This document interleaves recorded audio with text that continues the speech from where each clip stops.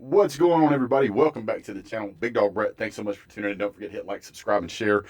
Yes, like, subscribe, and share. All three would be great.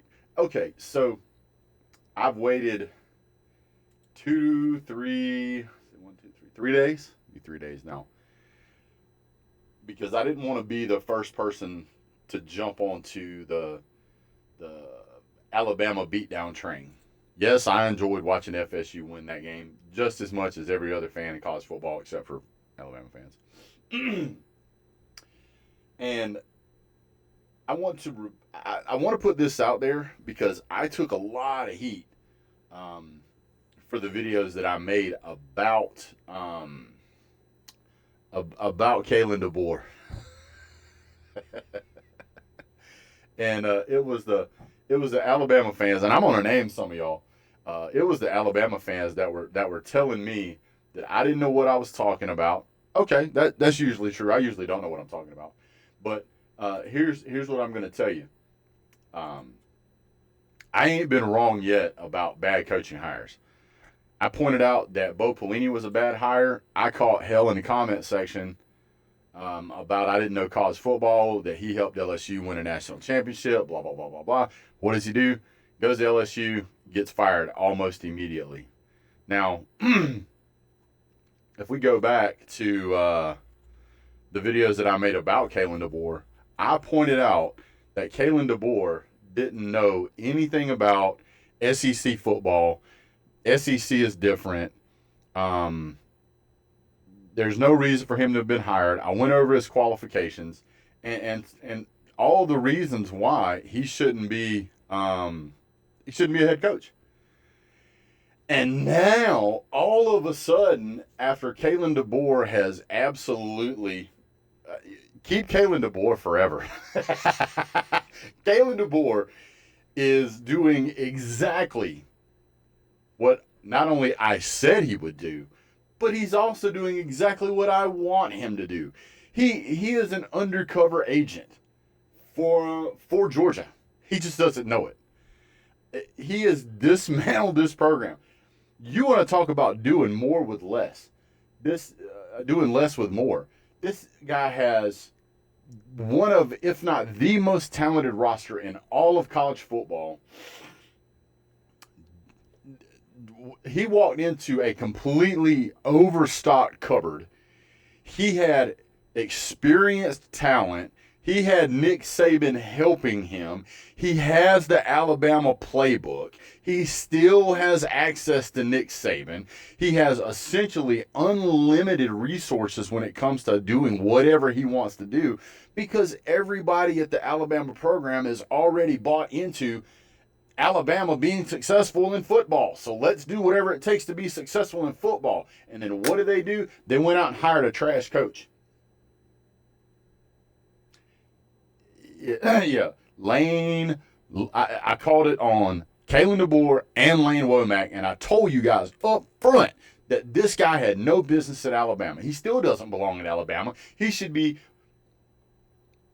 kept forever.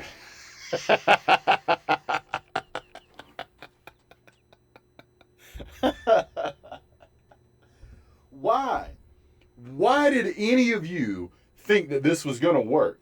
Did you not take 5 minutes to look at how unsuccessful he was? I pulled it up for you. I showed it to you. I went, here's all of the information you need to know about why Kalen DeBoer will not be successful at Alabama. Now, before any of you jump in the comment section talking about let's give him another year, absolutely. Let's give him another year. That's exactly what you should do. You should give him 10 or 20. You should give him a lifetime contract.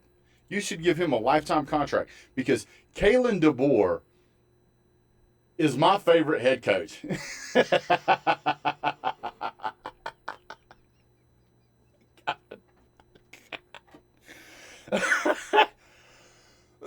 Oh my God. Explain to me how Nick Saban, which by the way, Nick Saban comes in, and my God, This is comical. Um, it this is beyond my wildest dreams. And guess what? Even if he comes into Athens somehow and beats Georgia, I'm still going to be an advocate for keeping him. I don't know how in the world Alabama's only ranked number 8. Only ranked number 8. This is hilarious. We're going to go to the 2025 schedule in just a minute. But first, I want to talk about his 2024 schedule. And guys, I understand how you can say, yeah, this is first year. Okay, first year. 9-3 season. Not bad. But you took a loss to Vanderbilt, unranked. You took a loss to Oklahoma, unranked. You took a loss to Michigan, unranked. And you just took a loss to FSU, to Gus Malzahn, nonetheless. Oh, my God. Talk about icing on the cake. You took an L to Gus Malzahn.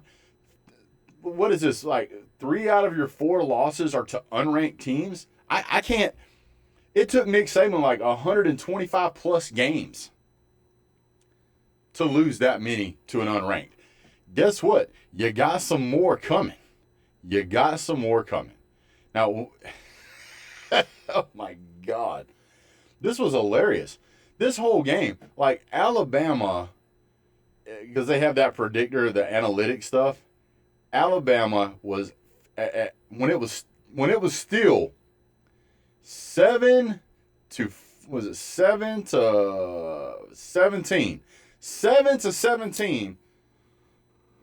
The analytic predictor was still giving Alabama a 51% chance to win that game.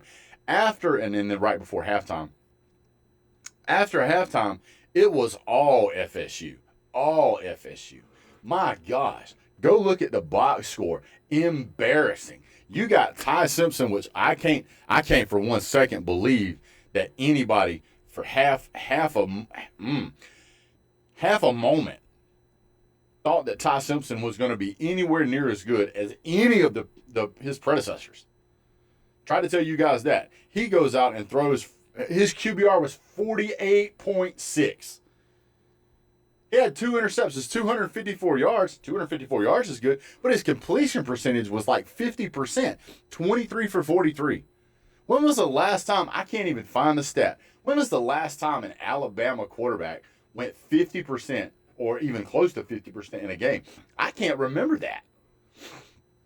When was the last time that Alabama was held to an average of 3 yards rushing against an unranked opponent? I can't find that stat either. When was the last time that Alabama lost a football game to a team that threw the ball 9 times or less? Not even double-digit receptions. They threw it 14. They only caught 9. But if you think about that completion percentage, they're pretty good. But he had 9 completions in the whole game. 9 completions. And by the way, you must be thinking to yourself, well, Big Dog, they must have had a hell of a running game. Wrong again. Their running game, yeah, they had 230 yards. They were averaging 4.7. It's not like they were averaging 8 or 9 on the yardage on the ground per carry, which you would think would be necessary if you only throw the ball 9 times the whole game. Unbelievable. Unbelievable. There must have been a lot of turnovers. No. Matter of fact, there was just one fumble. There was just one fumble that was recovered by the other team. And that was FSU fumbled and gave the ball to Alabama.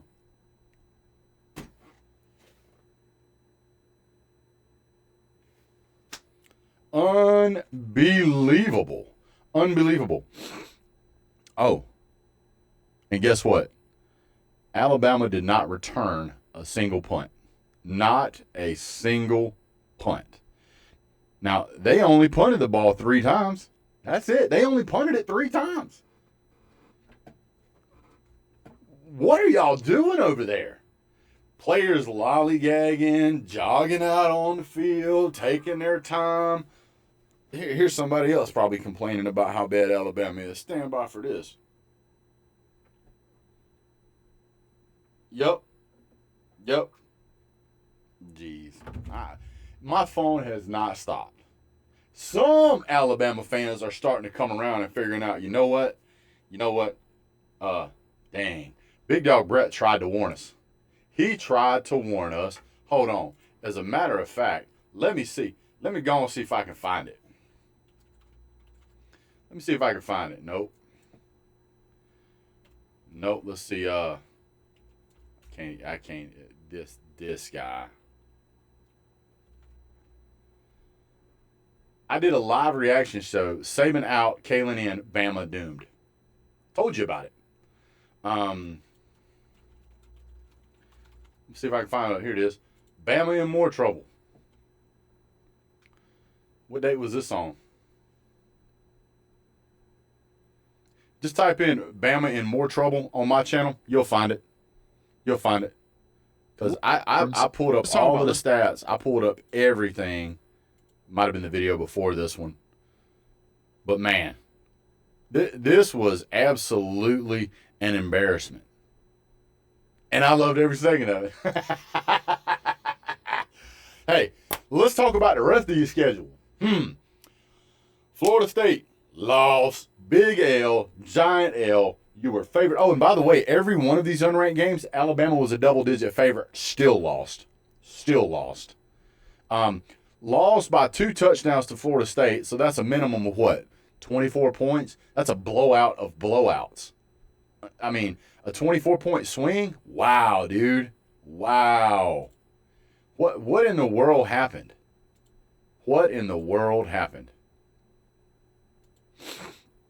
So if we look at the upcoming season, which we're going to talk about last season, Oklahoma was unranked.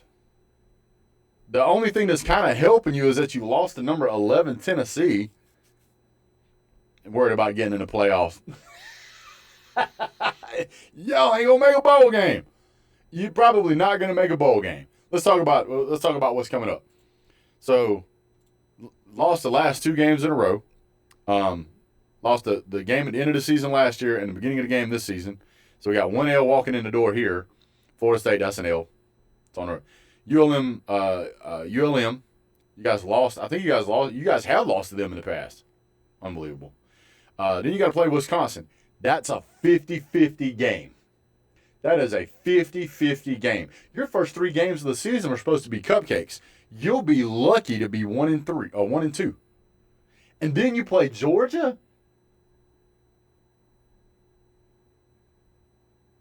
Have you watched Gunnar Stockton?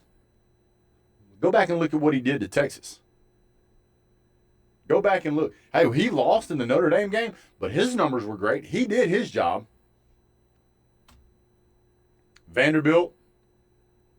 Don't even sit there and say you're going to beat Vanderbilt. You're supposed to beat them last year. Didn't beat them last year. Missouri, you might beat Missouri. But so far, let's see. Florida State, that's an L for sure. Georgia, that's an L for sure. We're going to put 50 and 50 between Wisconsin and Vanderbilt. Then we're going to add a 50-50 to Missouri. So I'm going to say you're going to drop one of those games. Tennessee's going to beat you like they own you. South Carolina is going to beat you like they own you. LSU is going to beat you like they own you. Oklahoma's going to do the same. Can we count? For Alabama fans, that's 7 because y'all don't want to listen. Then you're going to play Eastern Illinois.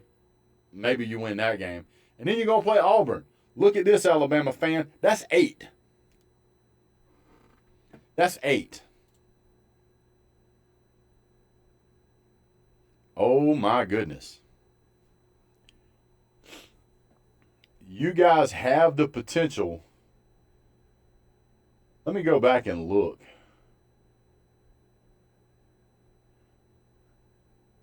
I can't even find it. I can't even find it.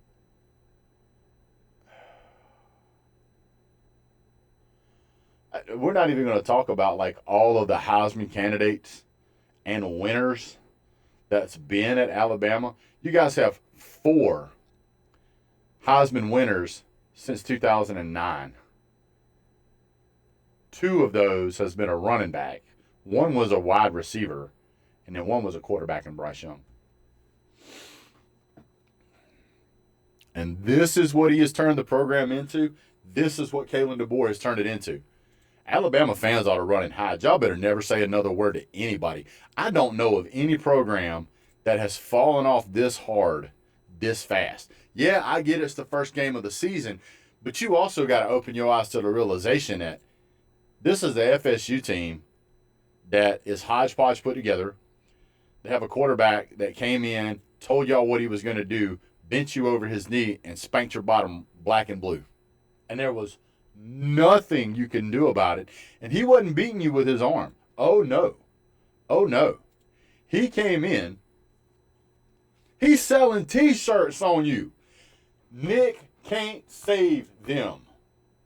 He's selling T-shirts on you. And there's nothing y'all can say. Not a word. Their leading rusher was Tommy Cassiano. He ran for 78 yards. He by himself ran for 78 yards. All of Alabama's entire team rushed for 87. He was 9 yards away. He was one more play away from making as many yards on the ground as your whole team did. And that was divided among 6 people. He did it by himself. Embarrassing. But, Bama fan, if you're still here, you're not chewing on your dashboard or your shoe or whatever else that you get mad and chew on, you jump down in the comment section, do your old boy a favor and tell him he was right. That Big Dog Brett, I got to admit, man, you called it. You absolutely called it. I should have listened. Well, listen now. Listen now. Because I told you so. Kalen Deboer come out of the Pacific Northwest, which I don't for one second understand why. I mean, did Nick Saban want this guy so that it would make him look better? Is that what Nick Saban wanted? Because he's like, watch this. I'm going to hire this absolute loser, and it's going to make me look amazing. It's going to make me look great. I'm like, okay. This guy's won the Pac-12 one time in 2023. I don't know that he's ever won a playoff game. The GPAC, nobody knows what that is. The Great Plains Athletic Conference, nobody knows or cares. NAIA Football National Championship, none of you know what that is either. He's 1-1 in the college football playoff. My mistake. Overall record bowls. He's 50% in his bowl games. For those of you who didn't watch that video, he coached as a wide receiver coach in '97 at Sioux Falls, South Dakota, the land with no trees. Then he coached at a high school. He was offensive coordinator at Sioux Falls. Then I guess he was the head coach at Sioux Falls. Then he went back. He was an offensive wide receiver coach at Southern Illinois. Then he goes to Eastern Michigan as an OC quarterback coach. Then he goes to Fresno State OC quarterback, Indiana OC quarterback, and then he was the head coach at Fresno State and Washington. 0 SEC experience. 0 SEC connections. I said it before, and I'll say it again. He does not know how to coach elite talent, and that was proven over and over and over again last Saturday. Then we sit there and watch him fall on his face in a conference. His post-game press conference was probably the most embarrassing thing I've ever seen. If I was Nick Saban, I would call Alabama and apologize. Anybody that hired this guy should call every Alabama fan personally and apologize for this debacle. Then what's he do? He goes in and hires Lane Womack. Absolutely terrible coach. You can't tell me he's a good coach after what we've seen. Ain't no way. Cuz. Ain't no way. Oh, and by the way, just so you know, some of his coaching career was in baseball. He's a baseball coach. That's what it is. Kalen DeBoer's a baseball coach. That's the problem, Alabama. You have a baseball coach for a football coach. Hey, maybe I should sell some T-shirts. I'm gonna take a pic. I'm gonna take. I coach baseball and I'm the head coach at the greatest football program of all time. Oh my God! What kind of bag over the head punch in the face this is to Alabama fans. My goodness. But look at the bright side, Alabama fan. Hey, you got a whole season coming at you. So let's say the games we know we have some confidence you're going to lose. Florida State, Georgia, Tennessee, South Carolina, LSU, Oklahoma. You might make a bowl game. Be happy about that. Hey, don't worry. You can go watch baseball. Have a great day. NASCAR's starting soon, Bama fan. God bless. Roll tears.